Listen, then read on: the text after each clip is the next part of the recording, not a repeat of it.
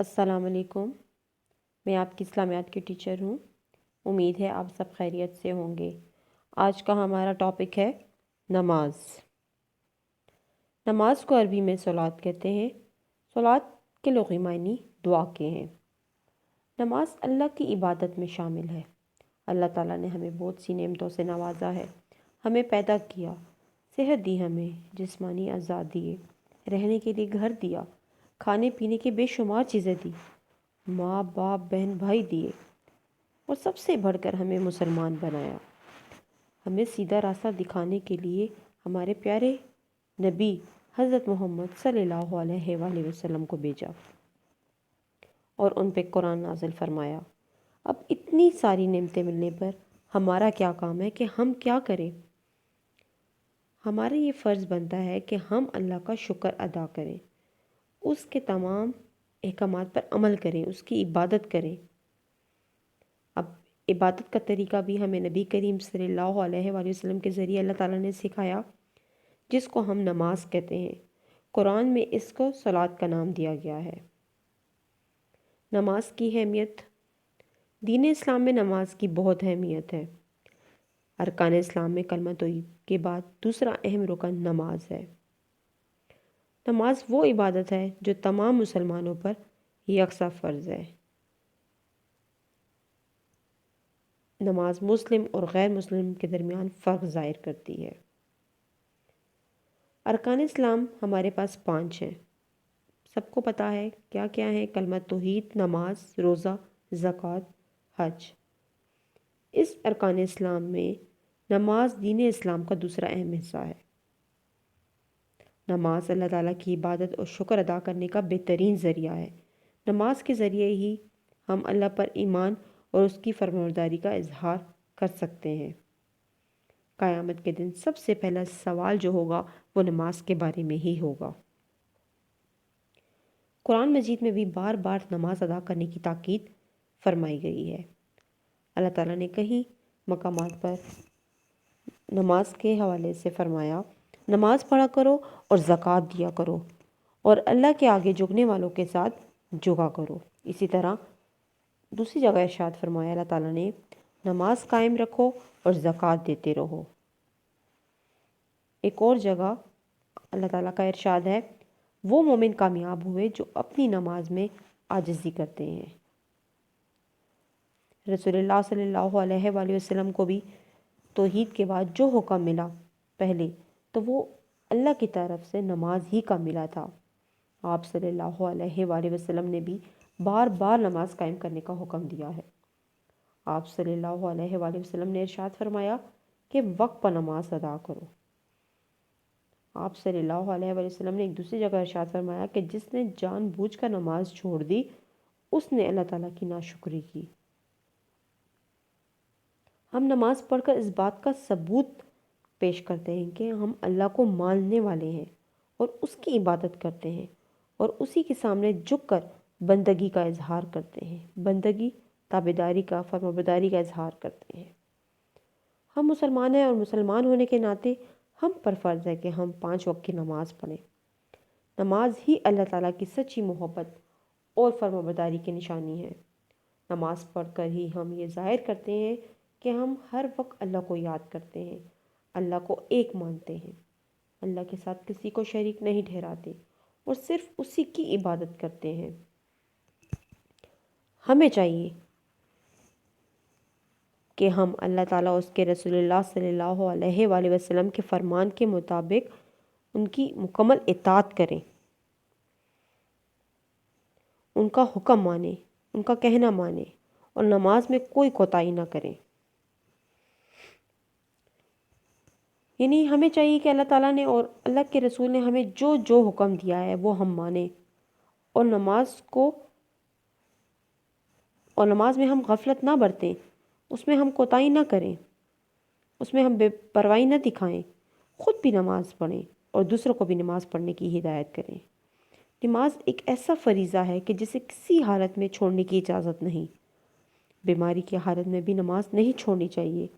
اگر کھڑے ہو کر نماز نہ پڑھ سکتے ہوں تو بیٹھ کر پڑھنی چاہیے۔ اگر بیماری کی وجہ سے بیٹھ کر بھی نماز نہ پڑھ سکتے ہوں تو لیٹ کر نماز ادا کرنا ضروری ہے۔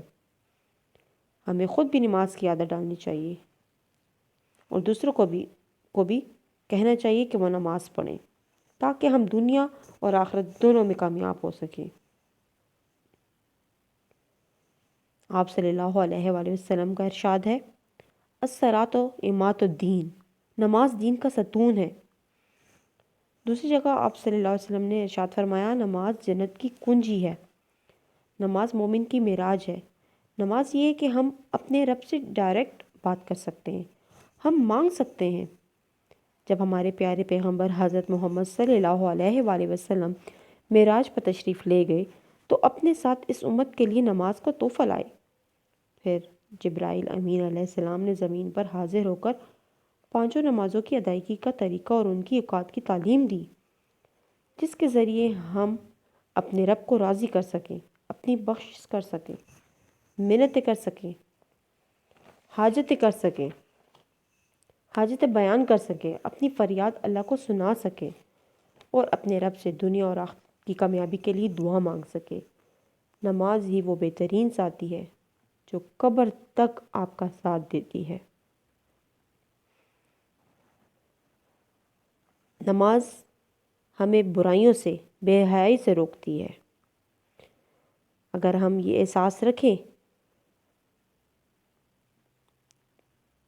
کہ اللہ تعالیٰ ہمارے ساتھ ہے، وہ ہمیں دیکھ رہا ہے، تو ہم گناہوں کی طرف مائل نہیں ہوں گے۔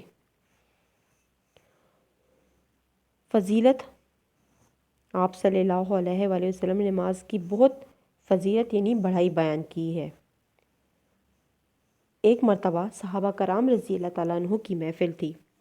آپ صلی اللہ علیہ وآلہ وسلم نے ارشاد فرمایا کہ لوگوں، تمہارا کیا خیال ہے کہ اگر تم میں سے کسی کے دروازے پر ایک نہر گزر رہی ہو جس میں وہ ہر روز 5 مرتبہ غسل کرتا ہو، تو کیا اس کے جسم پر کوئی میل کچیل باقی رہ جائے گا؟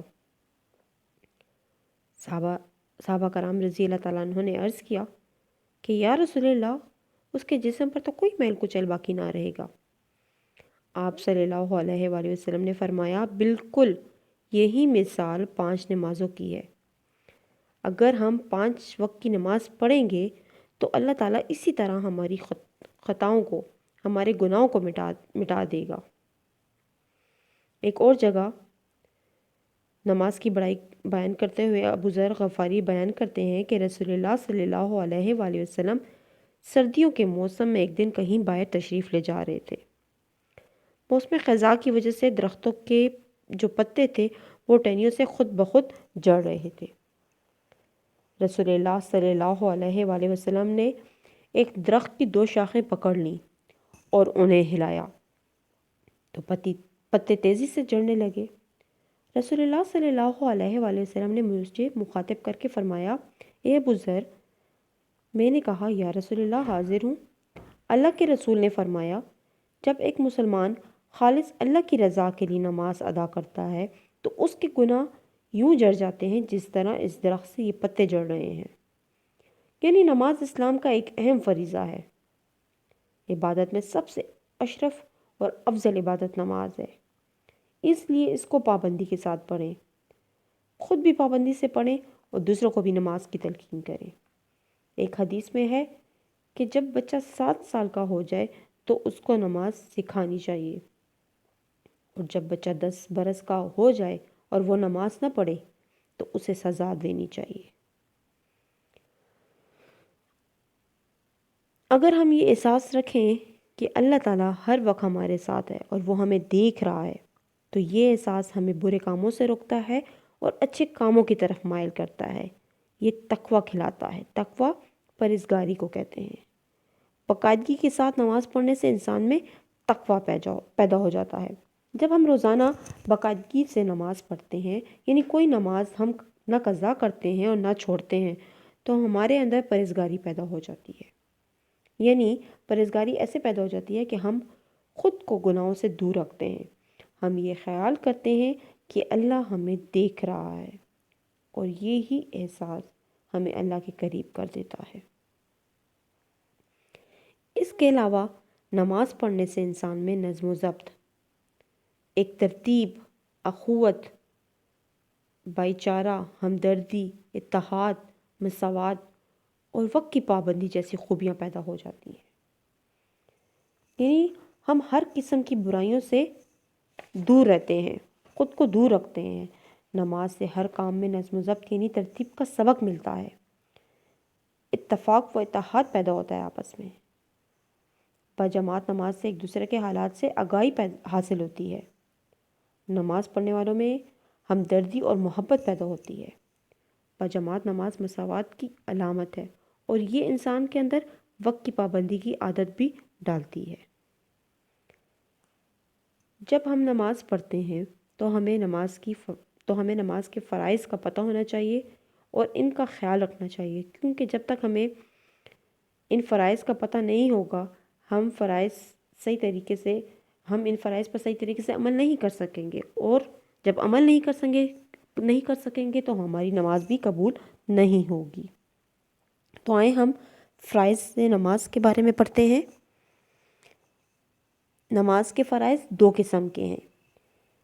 ایک قسم کے فرائض جو ہیں وہ نماز سے باہر ہیں، جن کو شرائط کہا جاتا ہے، اور دوسری قسم کے فرائض ہوتے ہیں جو نماز کے اندر ہوتے ہیں، ان کو ارکان کہا جاتا ہے۔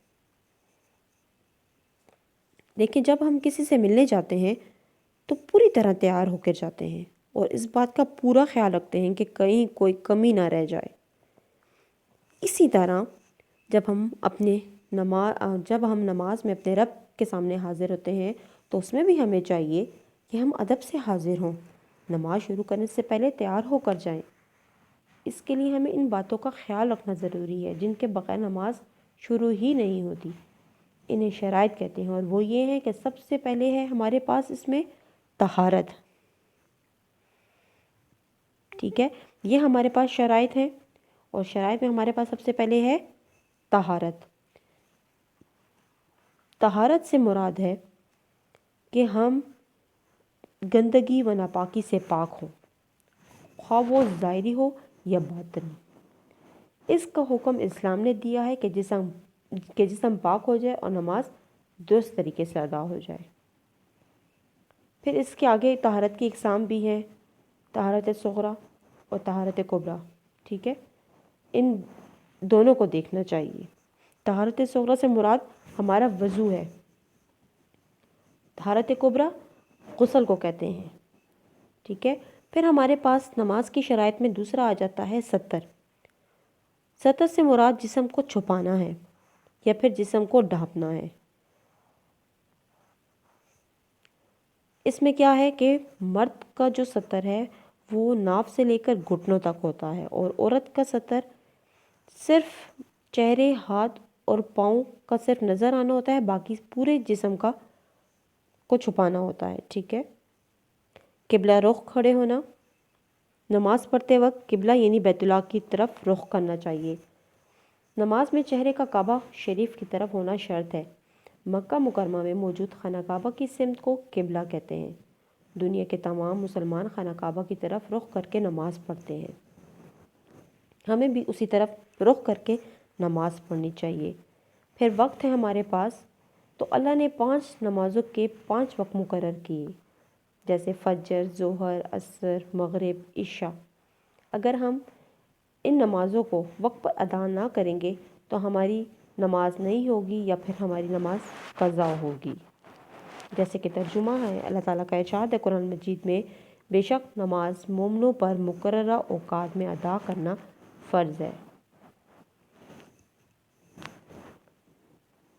آگے ہے ہمارے پاس نیت۔ نیت شروع کرنے سے پہلے ضروری ہے کہ دل میں نماز پڑھنے کا باقاعدہ ارادہ کر لیا جائے۔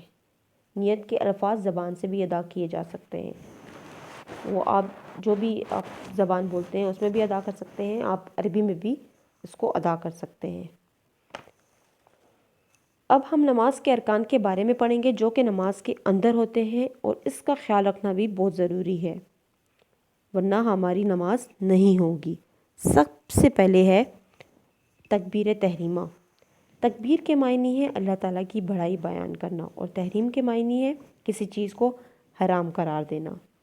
جب ہم اللہ اکبر کہتے ہیں تو تب سے ہم ہر قسم کی بات چیت بند کر دیتے ہیں، نہ ہی کسی کے سلام کا جواب دیتے ہیں، اور نہ ہی کوئی بغیر کسی ضرورت کے ہم بات کرتے ہیں۔ پھر اس کے بعد جب ہم لوگ قیام میں کھڑے ہوتے ہیں تو اللہ اکبر کے بعد قیام میں کھڑے ہوتے ہیں، ثنا پڑھتے ہیں، اللہ تعالیٰ کی تعریف بیان کرتے ہیں، تو ہم اس میں کھڑے رہتے ہیں، ادب کے ساتھ کھڑے رہتے ہیں۔ اس میں بھی یہی ہے کہ ہم نے سیدھا کھڑے ہونا ہے، ہم نے ادھر ادھر نہیں دیکھنا اور نماز کی طرف توجہ دینی ہے۔ پھر سورہ فاتحہ یعنی حمد و ثنا کے بعد ہم قرأت کرتے ہیں۔ قرأت میں ہم قرآن مجید کا کوئی بھی سورت پڑھ سکتے ہیں، کچھ آیات پڑھ سکتے ہیں۔ ہمارے پاس پھر آگے آ جاتا ہے رکوع۔ جب ہم قرآن مجید کا کوئی بھی کوئی سورت ہے ہم نے پڑھ لی ہے تو اس کے بعد ہم سیدھا رکوع میں جاتے ہیں۔ رکوع میں یہ ہے کہ ہم دونوں ہاتھ جو ہیں وہ گھٹنوں پر رکھتے ہیں، اسی کو رکوع کہتے ہیں، اور اس میں اللہ تعالیٰ کی ہم عظمت کا اقرار کرتے ہیں، ٹھیک ہے۔ اس میں ہم پڑھ رہے ہوتے ہیں کہ ہم اپنے بڑے رب کی تعریف بیان کر رہے ہوتے ہیں، ٹھیک ہے۔ رکوع کے بعد ہمارے پاس سجدہ ہے۔ قیام اور رکوع کے بعد انتہائی عاجزی کی حالت میں اللہ تعالیٰ کے سامنے اپنی پیشانی زمین پر رکھ کر اللہ تعالیٰ کی تسبیح بیان کی جاتی ہے۔ ہم بار بار اللہ تعالیٰ کی 3 دفعہ ہم تعریف بیان کرتے ہیں، اسے سجدہ کہتے ہیں۔ جیسے ہی ہم اگر دوسری رکعت ہے، پہلی رکعت ہے تو اس میں ہم کھڑے ہو جاتے ہیں، اور دوسری رکعت ہے تو ہم اس میں بیٹھ جاتے ہیں، اور پھر ہم تشہد پڑھتے ہیں۔ تشہد میں ہم اللہ تعالیٰ کی گواہی دیتے ہیں، اللہ تعالیٰ کے ہونے کا اقرار کرتے ہیں، اور کہتے ہیں کہ اللہ تعالیٰ کے سوا کوئی معبود نہیں، اور حضرت محمد صلی اللہ علیہ وآلہ وسلم اللہ تعالیٰ کے بندے اور رسول ہیں۔ اور پھر اگر ہمارے پاس چوتھی رکعت ہے تو ہم اس کے بعد چوتھی رکعت ہے یا پھر دوسری رکعت کے بعد ہم نے سلام پھیرنا ہے تو ہم سلام پھیرتے ہیں، سلام پڑھتے ہیں۔ تشہد، درود اور دعا کے بعد نمازی سلام کے ساتھ اپنی نماز کا اختتام کرتا ہے، یعنی ہماری نماز پوری ہو جاتی ہے۔ یہ تھا آج کا ہمارا ٹاپک، یہ تھا ہمارا چیپٹر، ٹھیک ہے۔ امید ہے آپ سب کو سمجھ آئی ہوگی۔ اگلی کلاس تک کے لیے اللہ حافظ۔